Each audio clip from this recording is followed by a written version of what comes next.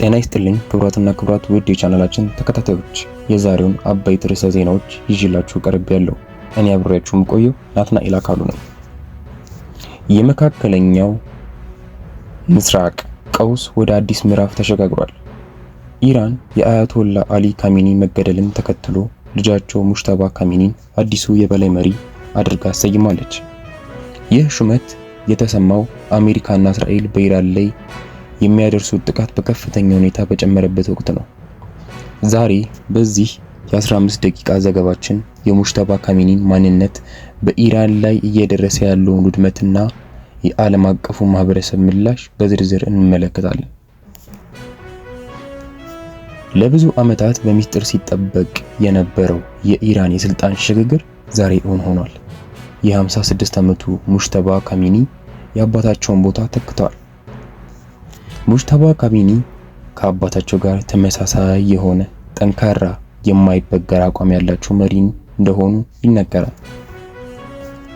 በተለይም ከኢራን አብዮታዊ ዘበኛ ሪቮሉሽነሪ ጋርድስ ጋር ያላቸው የቅርብ ግንኙነት ለስልጣን ለመብቃታቸው ትልቅ አስተዋጽኦ አድርጓል።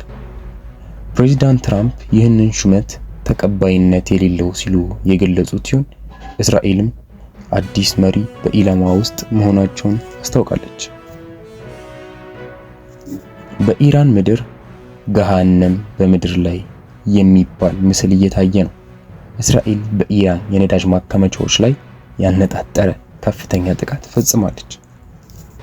በቴሄራን የሚገኘው ትልቁ የነዳጅ ማከማቻ ሾሆን ኦይል ዲፖት በእሳት ሲጋይ አድሯል። ይህ የነዳጅ ሀብት የኢራን ኢኮኖሚ የጀርባ አጥንት ነው። ከ1300 በላይ ንጹሃን ዜጎች መሞታቸውን የኢራን መንግስት ገልጿል።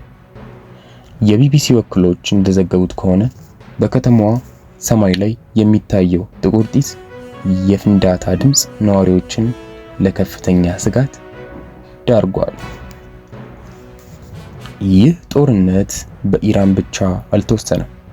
የዓለም ነዳጅ ገበያ ከፍተኛ ድንጋጤ ውስጥ ገብቷል። በአንድ ሳምንት ውስጥ ብቻ የድፍድፍ ነዳጅ ዋጋ በ25 በመቶ ጨምሯል። በእስያ የገበያ ግብይት አንድ በርሜል ነዳጅ $100 በማለፍ አዲስ ታሪክ ምዕራፍ መዝግቧል።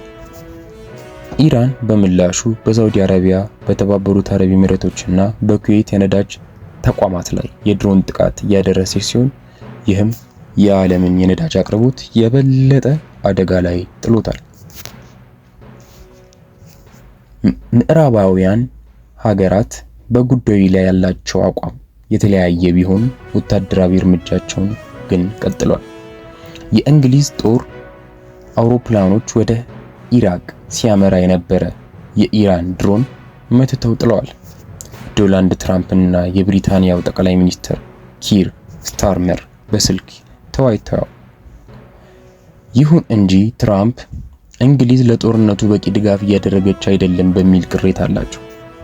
አሜሪካ በኢራን ላይ ያላትን ወታደራዊ ስትራቴጂ ግልጽ ባታደርግም የሀገሪቱን የዩራኒየም ክምችት ለማውደም እያደረገች ያለችው ጦር በጣም ከፍተኛ ነው። ግራውንድ ትሮፕስ እስከ መላክ ልታስብ እንደምትችልም ተገምቷል። ጦርነቱ አሁን ላይ ወደ ኢኮኖሚ መሰረተ ልማቶች ተሸጋግሯል። የኢራን አዲስ መሪ ሙጅተባ ካሚኒ አገራቸውን ከዚህ ታላቅ ፈተና እንዴት እንደሚያወጡ የሚጠበቅ ይሆናል። የነዳጅ ዋጋ መናር፣ የቀጠናው አለመረጋጋት ደግሞ መላውን ዓለም ስጋት ላይ ጥሏል። ለዛሬ የነበረን ዘገባ በዚህ ያበቃ። አብራችሁን ስለነበራችሁ እናመሰግናለን።